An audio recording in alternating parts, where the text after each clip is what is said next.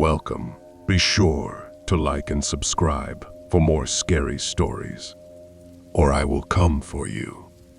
I'd like to thank Saeed Al-Kobazi for joining the Curator's Disciples. Your viewership is very much appreciated. If anyone would like early access to my latest stories and an ad-free listening experience, consider becoming one of the Curator's Disciples. The link is in the description below. Finally, looking for that sweet Curator merch? Or even want the Curator to ghostwrite your next horror story? Visit the link in the description to learn more. Today's scary story: The Forbidden Hours by the Curator. My name is Josh. I've never been the type of person to chase thrills or risk my safety for a moment of excitement. For most of my life, I stuck to the ordinary: school, work, and the occasional weekend binge watching TV. But there's a part of me, deep inside, that has always been curious about the darker side of the internet. The part that knows how to avoid getting caught and just wants to see what's out there. I'm not proud of it. I never meant to become obsessed. But when I first stumbled upon the dark web, it felt like opening a door to an entire world I didn't even know existed. It all started on an average Tuesday night. I was sitting in my dimly lit apartment, alone. My roommate, Ben, had been out of town for the past few days on a work trip, and I had the place to myself. I should have been doing something productive, maybe cleaning up the mess of old takeout containers piling up on the counter or fixing the busted lock on the front door. But instead, I found myself scrolling aimlessly through various forums. I'd heard about the dark web before, rumors, mostly. Places where you could find anything from illegal services to horrific, unspeakable content. Naturally, I was curious, but I had no intention of getting involved in anything dangerous. Or so I thought. It was around 1:30 a.m. when I found it, a link buried deep in a forum dedicated to untraceable sites. There was no description, no context, just a cryptic URL and a single comment beneath it that read, "Only for the brave." I hesitated. My heart thudded in my chest, a feeling of unease settling in. It felt wrong, like a bad idea waiting to happen. But curiosity won out. I clicked the link. The site that loaded was unlike anything I'd seen before. It was minimalistic, almost disturbingly so.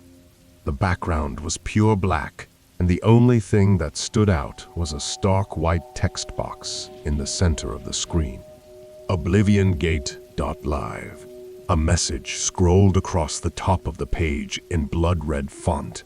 Warning: do not watch between 2:02 and 4:04 a.m. Viewer discretion is advised. My stomach twisted. The warning was specific, almost too specific. Why those times? Why such a precise window? But I brushed it off as a strange marketing tactic. The message was followed by a single option: start stream. I clicked. The stream loaded slowly, the screen flickering with static for a few moments before it came into focus. At first, it didn't seem like much, just the dimly lit interior of a room. It appeared to be a small, windowless space with bare concrete walls and a lone metal chair in the middle of the room. The lighting was too harsh, casting long shadows, and the air felt thick, as though the room was suffocating. I leaned forward in my chair, squinting at the screen. There was something unsettling about it. Something off. I wasn't sure what it was, but my fingers hovered over the mouse, ready to click away if anything felt too out of place. Then I saw it. A figure was sitting in the chair, hunched over, their head bent low as if they were staring at something in their lap. The person was dressed in tattered clothing, their face obscured by shadows. For a few moments, nothing happened. The figure sat perfectly still, breathing softly. I watched, thinking it was just another creepy, low-budget performance art piece. But then, at exactly 1:50, the figure's head jerked up sharply. For a split second, I saw their face. It was pale, deathly so. Hollow eyes stared into the camera, unblinking. A twisted grin spread across their face. Too wide, too unnatural. I froze, my blood turning to ice. There was something wrong about their smile, something predatory. I tried to look away, but I couldn't. The figure's mouth opened, but no sound came through the speakers at first. Then, a distorted, low hiss filled the room. Whispers, hundreds of them, rippled through the audio. Words I couldn't understand, but that filled me with dread. They sounded like something alive, like 1,000 voices layered on top of each other, speaking a language that didn't belong in this world. I slammed my laptop shut, heart pounding, my hands shaking. I spent the next few days trying to shake the image of that face from my mind. I couldn't get it out. Every time I closed my eyes, I saw those hollow eyes staring back at me. The whispers were still in my head, lingering, like an echo that wouldn't fade.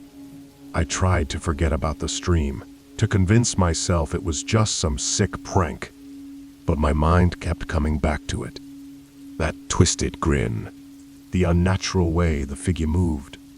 Something about it didn't sit right. I couldn't shake the thought that I wasn't meant to have seen it.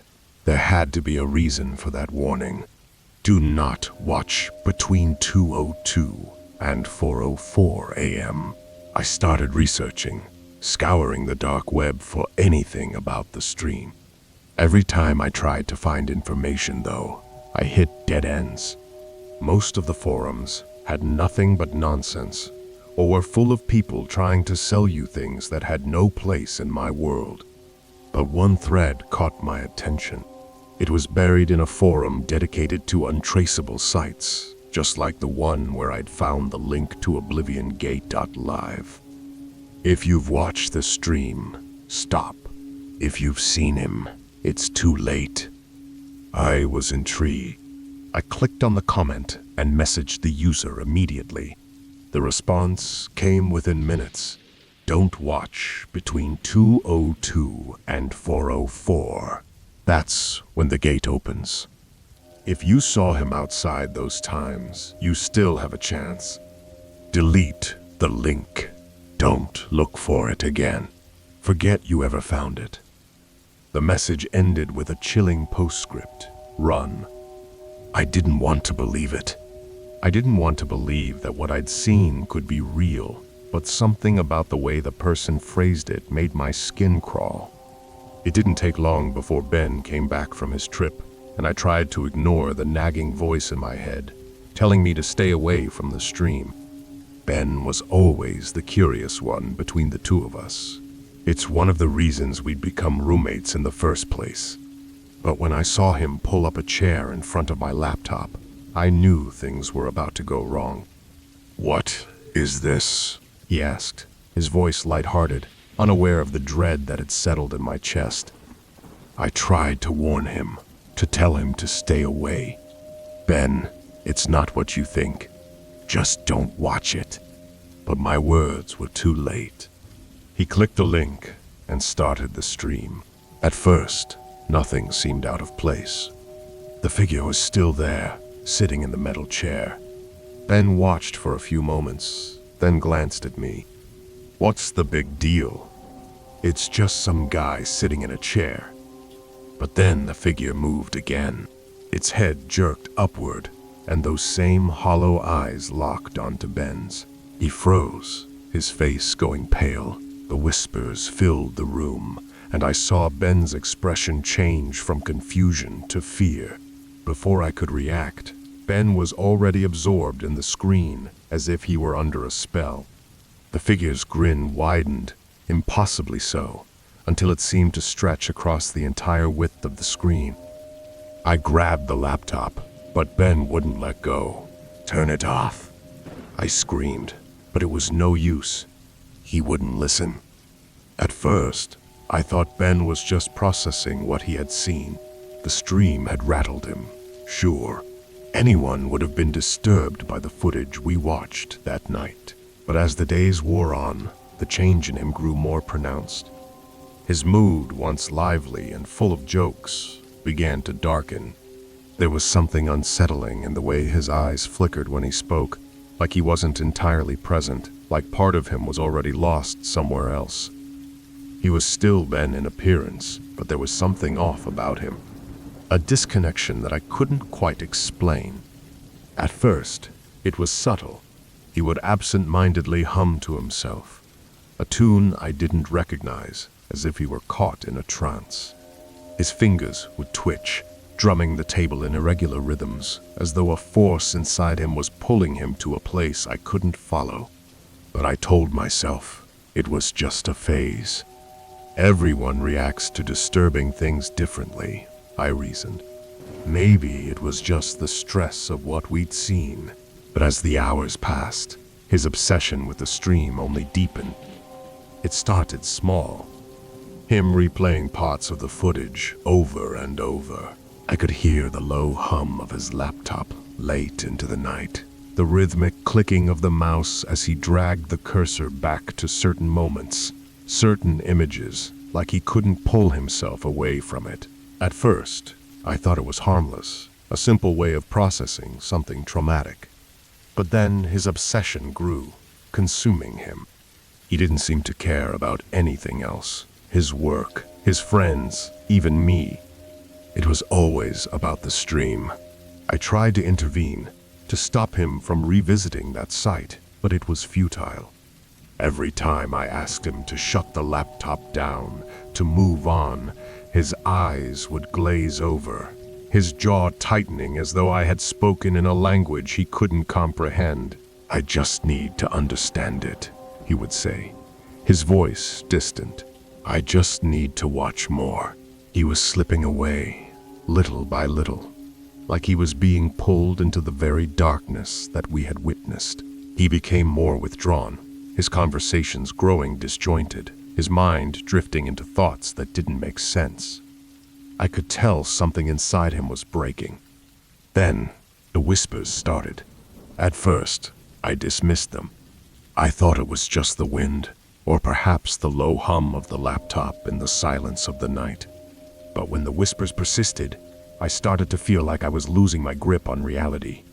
They were faint, so faint that I wondered if they were just in my mind. But then they grew louder, louder, until they were impossible to ignore. They came from everywhere and nowhere. They followed me from room to room, curling around the corners of my thoughts, coiling like a snake. They weren't coherent at first, just a jumble of voices, distorted and unintelligible. But as time passed, the voices grew clearer, more distinct, and I began to recognize them. They were Ben's voice, but warped, like he was calling from far away. "I'm sorry, I didn't know," he whispered sometimes in his sleep, his brow furrowed in pain. But other times, when I would ask him if he was hearing the whispers too, he would grow quiet and distant. "What whispers?" he'd ask with a vacant look in his eyes, as if I were the crazy one. It wasn't long before Ben's behavior became more disturbing. His obsessions took a darker turn. He started to isolate himself, sitting in front of the screen for hours, his eyes locked on the flickering image, his mouth occasionally twitching in response to the whispers only he could hear. He would mumble to himself, recounting things from the stream, things he couldn't have known unless he had watched it more times than I could count. The glow from the laptop cast an eerie pallor across his face, his skin looking almost translucent as though the life was slowly draining from him. His eyes, once so vibrant, were now sunken with dark circles that seemed to grow deeper each day.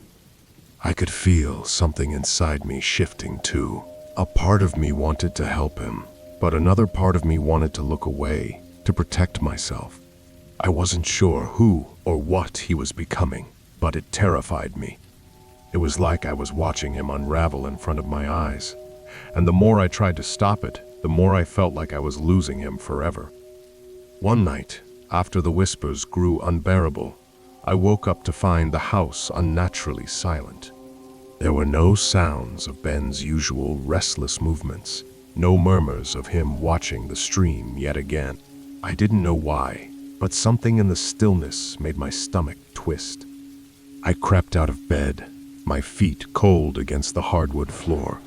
The house was dimly lit by moonlight creeping through the blinds, and as I reached the hallway, I saw a faint glow coming from the living room. It wasn't the soft light of the lamp we usually kept on, but the cold, harsh light of the laptop screen. I froze, dread pooling in my stomach. "Ben," I whispered, my voice shaking as I approached the doorframe. I stood there for a long moment, watching him. Ben was sitting in front of the screen, completely still. His hands were on the keyboard, but he wasn't typing. His head was tilted slightly forward, his eyes wide open, yet unfocused, staring at the flickering image on the screen. His lips were parted in an unsettling grin, one that looked almost too wide, like it shouldn't be physically possible. It was stretched and unnatural, as though the muscles in his face had been forced to do something they weren't designed to do. I called his name again, louder this time, my voice shaking with growing fear. "Ben!"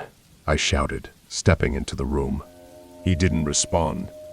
I shook him, my hands gripping his shoulders, but his body didn't move. His eyes remained glazed, his pupils dilated to pinpricks, his mouth still twisted in that sickening grin. And then he whispered. "He's here," Ben said, his voice a low rasp that sent a chill down my spine. "He's coming for you too." His words made no sense. Panic rose in my chest as I tried to snap him out of it.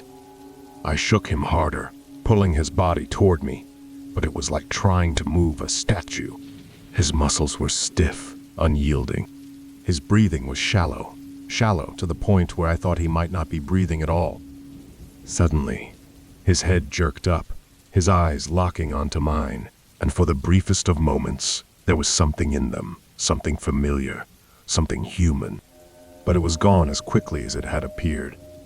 "Help me," he whispered, his voice broken, barely audible, and then he fell silent again, his head drooping forward as if the weight of the world had crushed him. The whispers had grown louder now, swirling around me, filling the room like an insidious wind. I couldn't make out the words, but the tone was unmistakable. There were more of them now. Hundreds, maybe thousands, overlapping and churning together in a maddening cacophony. They were frantic, desperate, like 1,000 voices crying out in terror, all pleading for release. Then I felt it. A pressure deep in my chest. A weight that was crushing, suffocating. It wasn't physical. It was mental, emotional. I could feel something dark, something ancient pressing against my mind, clawing its way in, trying to make me listen, trying to make me understand. And just like that, the truth hit me. Ben wasn't alone. The thing we had seen in the stream wasn't confined to the screen. It wasn't just an image. It was here, in the room with us, in our minds, in our thoughts. And it had marked him. It had marked us. The entity had found a way in. The next few hours were a blur. I don't remember how I got Ben to bed, or how I managed to stop him from running back to the screen.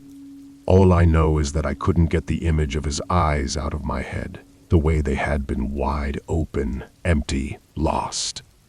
And the whispers, oh God, the whispers, they never stopped.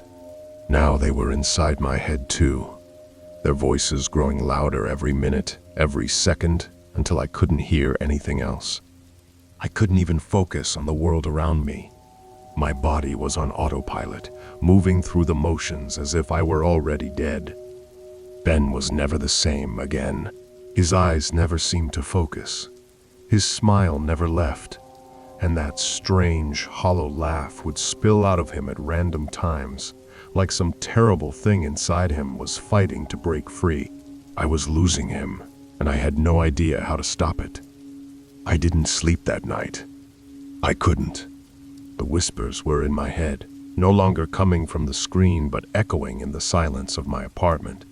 It was like the air itself had become thick with them, bending and warping reality around me.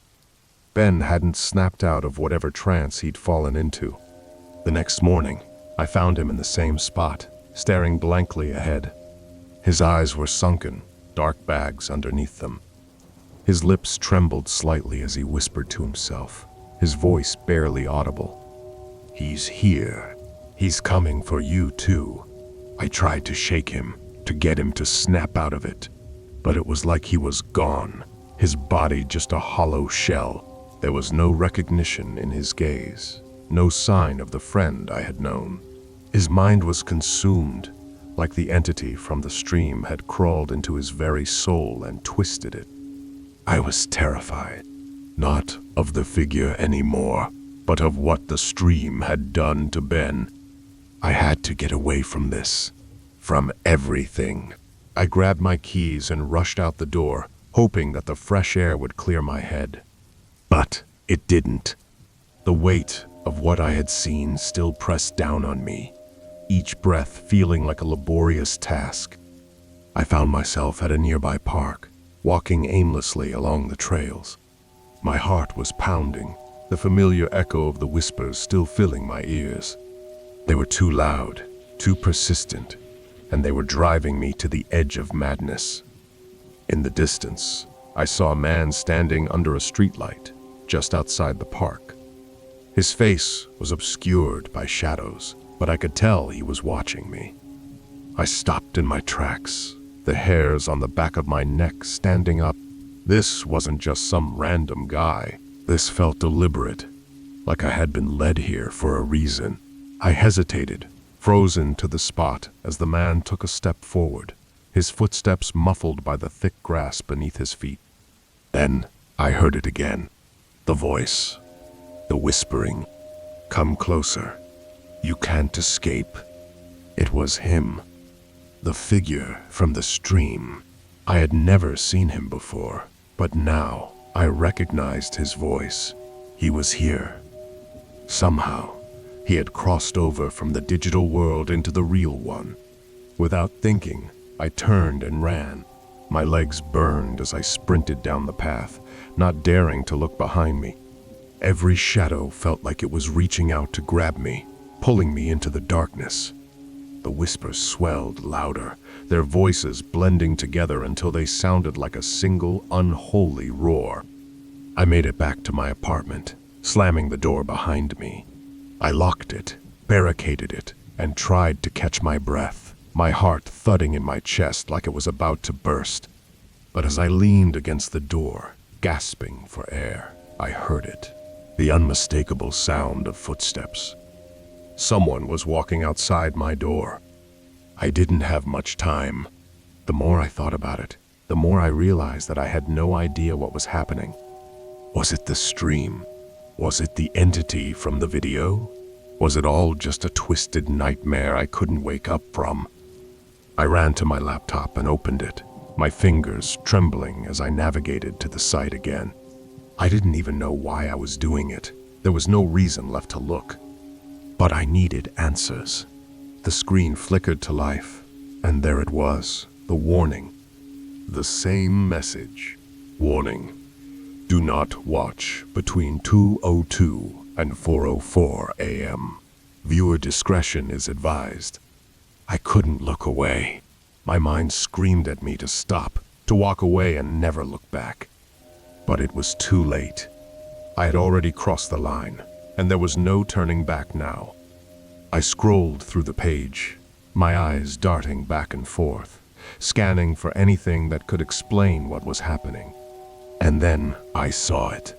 A link, small and inconspicuous at the bottom of the page. The Rules of Oblivion. I clicked it. What I read there, confirmed every one of my worst fears.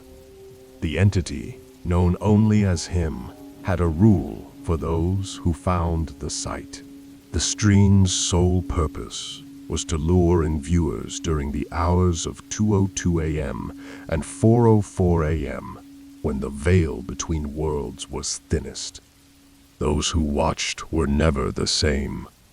Some went mad, others simply disappeared. There was no cure.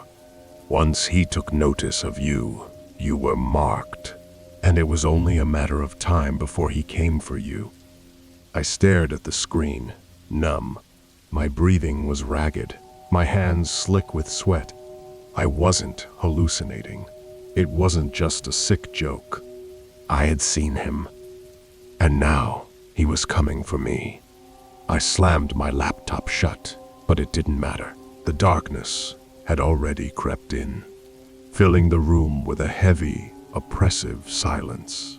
I couldn't escape it. The whispers, the suffocating sense of dread, the feeling that something was moving just beyond the corner of my eye. Everything had become distorted. I couldn't even tell what was real anymore. Was it the stress?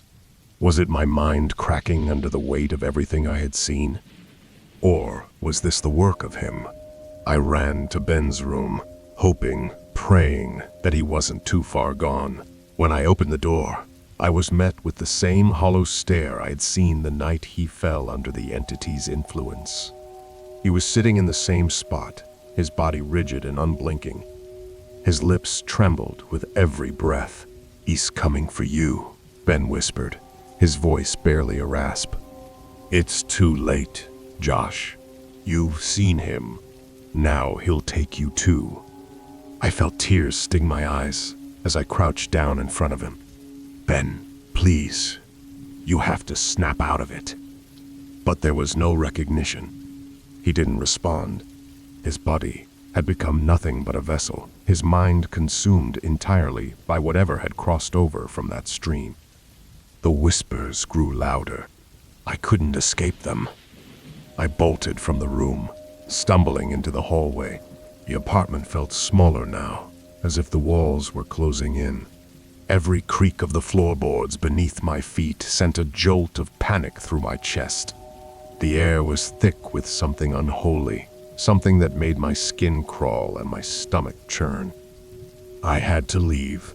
I had to escape before it was too late. But as I reached for the door, something stopped me. A noise, distant at first, but growing louder.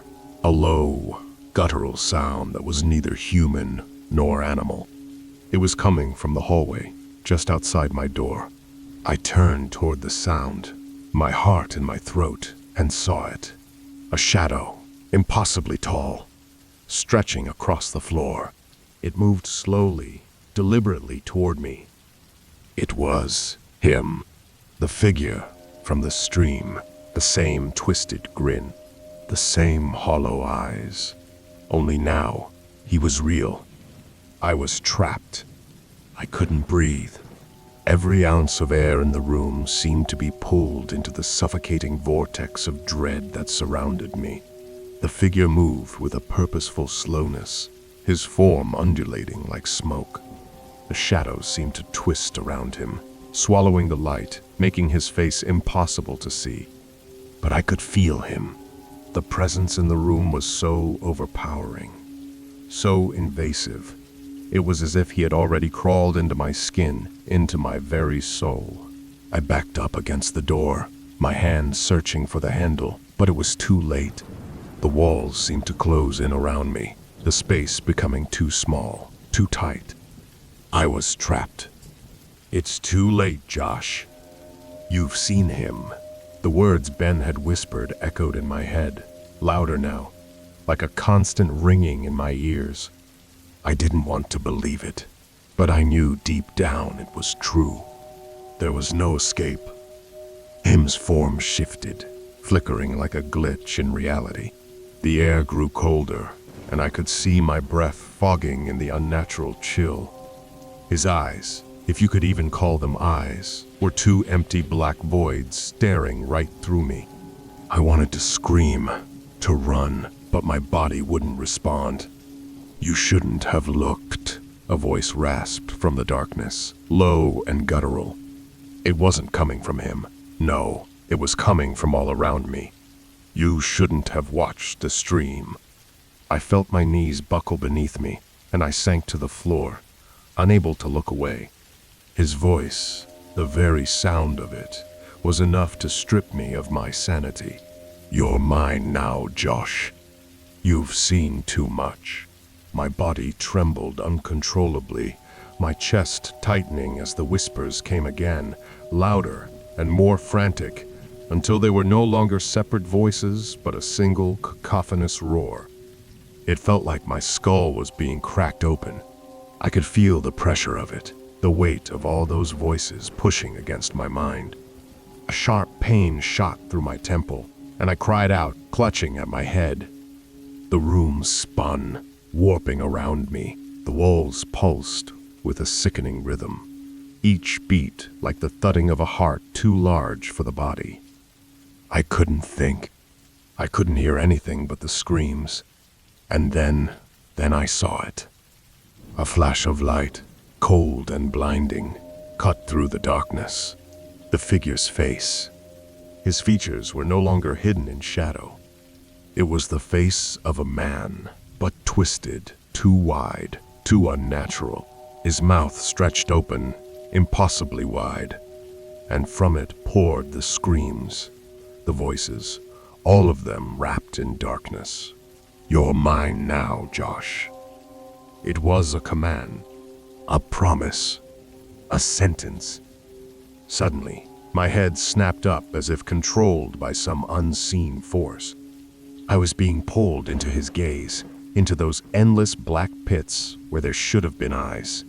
The pressure on my skull grew unbearable, like something was trying to claw its way out. The floor beneath me felt like it was tilting, and I could hear the sound of the world itself distorting, warping in time with the entity's presence. "Ben," I gasped, forcing the name out of my dry mouth. My hands trembled as I crawled toward his room.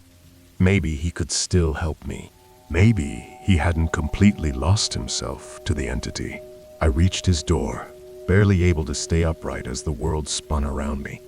With every step, I could hear the whispers growing louder, more insistent. They were calling my name now, not in the way they had before, but with the cold certainty of a death sentence. I had been marked, and now I was being dragged into the depths with Ben. When I pushed open the door to his room, I froze. Ben wasn't there. The room was empty, the bed untouched, as if he had never been there in the first place. The darkness that filled the room seemed to swirl with the same energy that had consumed my apartment. I stumbled backward, my eyes scanning the room in a desperate search for any sign of him. But there was nothing. That's when I heard it. A faint sound, like someone whispering from the shadows. I turned to find Ben standing in the corner of the room, his back to me. His head was tilted to the side, his body unnaturally still. But when he turned to face me, I could see it. His eyes were completely black. His pupils had swallowed the whites of his eyes entirely. His face had become an expressionless mask, his skin pale, sickly. The last trace of the Ben I knew was gone, replaced by something else, something darker. "You shouldn't have looked, Josh," Ben said, his voice coming out as a distorted echo, no longer human.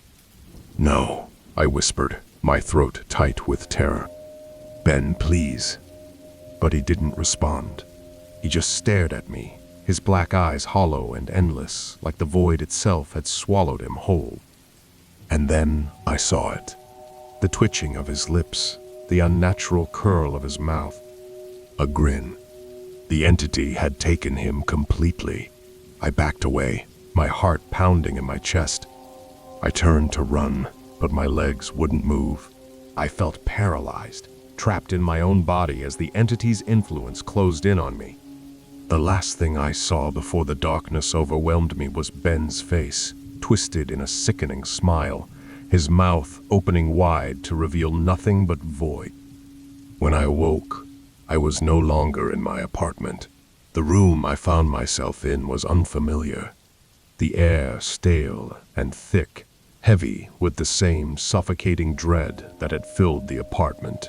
I was lying on the cold stone floor, my body bruised and aching, like I had been dragged through the dirt. I struggled to sit up, my head spinning, the whispering still gnawing at the edges of my consciousness. I tried to speak, but no words came out. My throat felt dry, like it had been scraped raw. The room was dark, save for a single flickering light above me. The walls were made of crumbling stone, the floor covered in a thin layer of dust. It felt ancient, abandoned. But there was no time to wonder where I was. I had to get out. I staggered to my feet, gripping the nearest wall for support. The air was thick with a cold that seemed to seep into my very bones. My thoughts were muddled, each step I took dragging me deeper into the fog of madness that was closing in around me. And then I heard it, the sound of footsteps, heavy, deliberate steps echoing from somewhere in the darkness. I turned, but no one was there. The whispering grew louder, more frantic. It wasn't just in my ears now. It was in my mind, pounding against the inside of my skull like a constant drumbeat. I couldn't escape it. I couldn't escape him. I looked down, and my hands were shaking uncontrollably. They were cold, rigid, like they weren't even mine. Suddenly, I saw a figure in the distance, a shadow moving through the darkness. It was tall, impossibly tall, its form indistinct, but I could feel the weight of its presence. It was him. I tried to run, but my legs wouldn't move. My body refused to obey me. The whispers had grown deafening now, a cacophony of voices that screamed at me to look at him. But I didn't want to. I couldn't. I'm not like Ben, I thought. I won't let him take me. But even as I thought those words, I knew it was too late. There was no escape from the entity. I had seen him. And once you saw him, there was only one thing left to do: submit. The figure took a step forward, and I could feel its presence pressing down on me, consuming me from the inside out. My vision blurred, and my body trembled with the overwhelming weight of terror. And then, as if everything had collapsed in on itself, I heard the voice again. "You're mine, Josh." I closed my eyes and waited for the darkness to take me. And that was the last thing I ever knew. This is The Curator. I hope you've enjoyed today's scary story. Until next time.